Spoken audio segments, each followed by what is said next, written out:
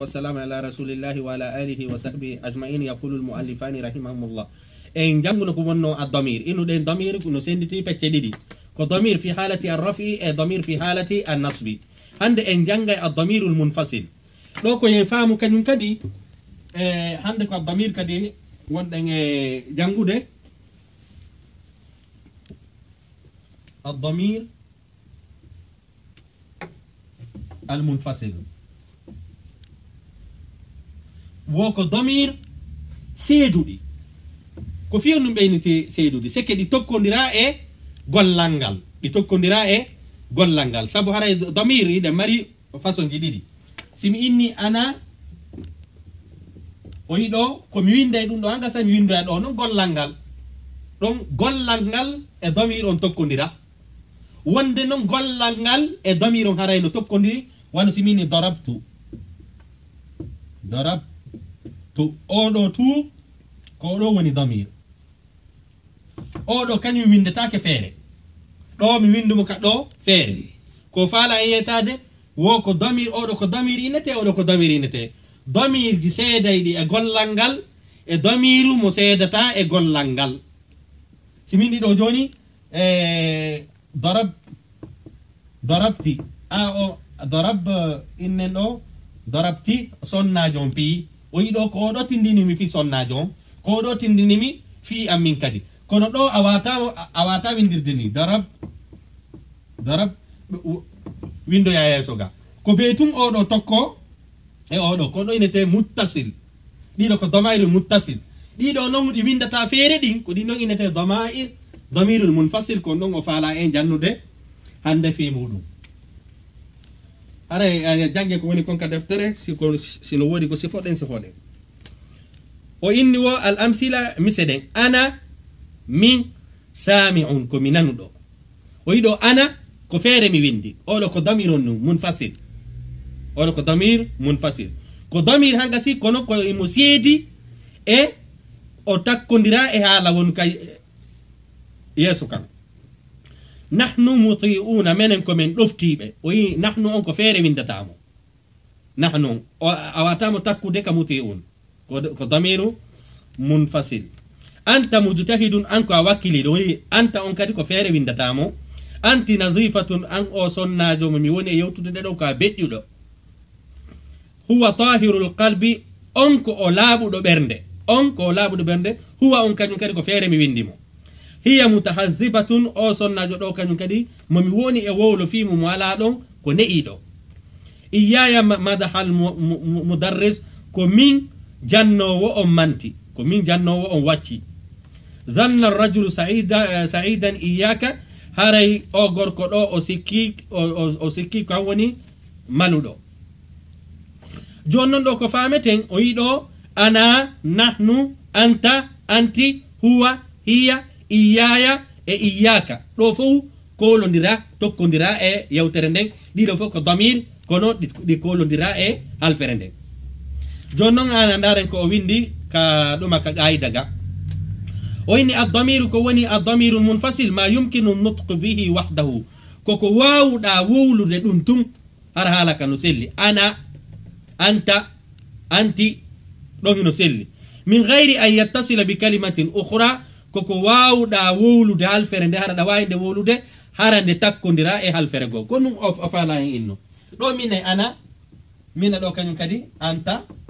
minna huwa ɗo nam wawi jangude kono simini darabtu mi wata wowlude tum oɗo tumina goɗɗo fama goɗɗum oɗo no siminni ana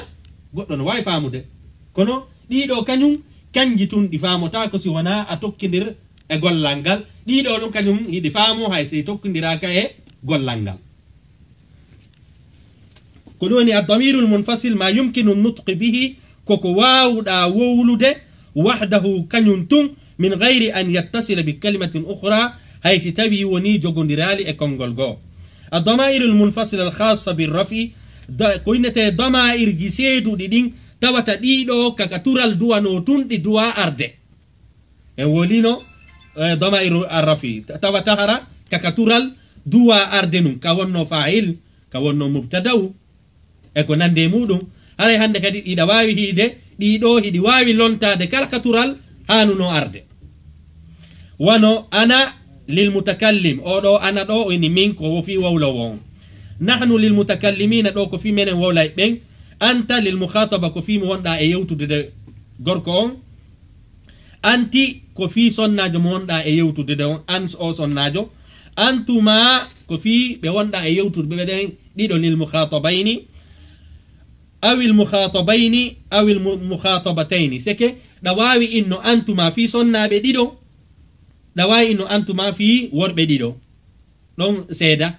ɓe wonɗa e yewtude de ɓen hila wawi inno sonnaɓe ɗiɗo antuma miɗo wawi kadi inno worɓe ɗiɗo antuma ɓe mi woni e yewtude ɓen ɗon sansotako antum ɗum ko onon ɓe mi woni e yewtude ɓe mais ko ɗuɗuɓe antunna onon ɓe sonnaɓe ɓe mi woni e yewtude hara ko ɗuɗuɓe huwa komo alaɗon gorko innugol on hiya on sonnajo mo alaɗon huma ɓen worɓe ɗiɗo ɓe alaɗon huma ɓen worɓe ɗiɗo ɓe alaɗon jaken andi siɗa wowlude fi worɓe ɗiɗo ɓe wonɗa e yewtudude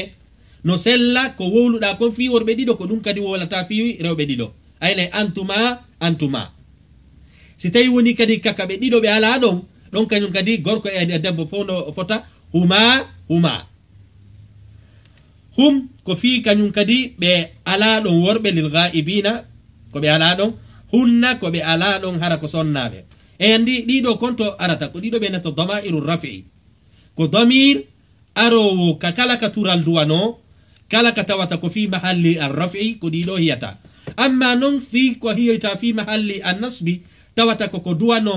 masal dow dowal ka duwano masal dow dowal kadi fof si ɗi damirji ɗo si tawi woni ɗi arde ka yewtere hande kadi wona ɗiɗo hiyata ko ɗiɗi wonɗen e sifade ɗo الضمائر المنفصلة الخاصة بالنصب ضمير كونينة ضمائر جي سيدو دي دين تواتا دي ويندة فيري نواي وولو دي كانجتون كونو كودي هرتوري كاكا مسال دو دوال وناينو تواتا دي هي اينو دي دو إيايا من إياك أن أصن ناجو إياكما أنم بيبي دي دو بموني يوتو دي دو نواي ونو وربي للمخاطبين أو للمخاطبتين إياكم أنم للمخاطبين إياكن أنم بي صنابي كفي بواندا يوتو دي دارا كو صنابي إياهو نكانكو موالا دون إياها كلواني نكانكو صناجو موالا دون كل الغائبة إياهما فيما ببديدو بيالا دون أو إياهما فيما ببديدو هارا كو صنابي بيالا دون إياهم فيما بيالا دون إياهن فيما بصنابي بيالا دون جون هراي كوين سين ندير كون وني ضمائر المتصلة في محل الرفع والنصب هراي كون نتون سين ندير تندو أنا إني الضمائر إنه سندتي دي في محل النصب أو أطر في محل الرفع كل ولي في محل الرفع كرك دوانو داهي دنگال ترالو مثلا سبيني محمد يذهب o yiɗo muhammadun eno ɗo turangal silan falangal wattutude oɗo miɗo wawi mo ittude o fop minna huwa yadhabu oɗo lontike on to o lontike ka tural hanuno jon non adde misal fi mahalli annasbi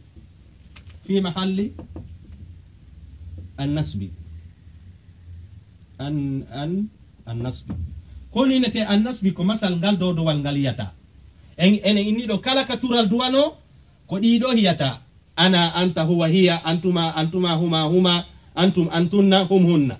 ko ɗon tawata ɗiɗo kala ka tural duwano ko ɗin ɗon addata kala ka masal dow dowal duwano ko yaddu iyaka iyana iyahu iyaha sifa ɗin ɗon peeji adden ɗo siminni ɗo joni muhammadun ennen أعطى محمد كتابا من أعطى محمد iya o yiɗo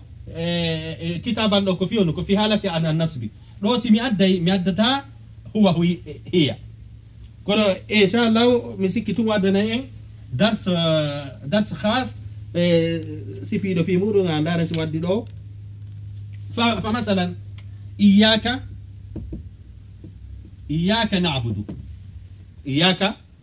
na'budu o yiɗo o inali huwa sabu haray ɗo ko innugol na'budu iyaka ko an men rewata donc na'budu ɗo ko min filu mudari marfun wa alamati arrafi ad-dammatu zahira wa fa'ilu damirun mustatirun wujuban taqdiruhu nahnu iyaka ɗo ko maf'ulun bihi enen inni ko iyaka arata fi mahalli nasbi ɗo ko maf'ulun bihi mansub damir on ɗo ko fi mahalli an-nasbi jaka en andi non ko non mi waɗirta a damir ko innu damir fof ko mabni ko minnu iyaka iya on ɗo minna maf'ulun bihi mansubun wa alamati nasbihi inne wondema ko asukun ɗo wawa mudaf wal kafu mudaf ilay kono hewte dars khas kono ɗi lirborte haray ko sendidirten ɗo fi mahalli arrafi ko ya addu damariji fi mahalli arrafi wa fi mahalli annasbi ko ɗum no woni fi mahalli arrafi kala ka tural hanuno ko ɗin ɗon tawata ɗon kala ka masal dodowal hanuno ko damariji annasbi ɗin remplacirtaɗi mi sikki to aray ɗo kañum kadi en faami haray ɗen hatta ɗo ka darsu men ɗo wassalamu aleykum wa rahmatullahi wa barakatuh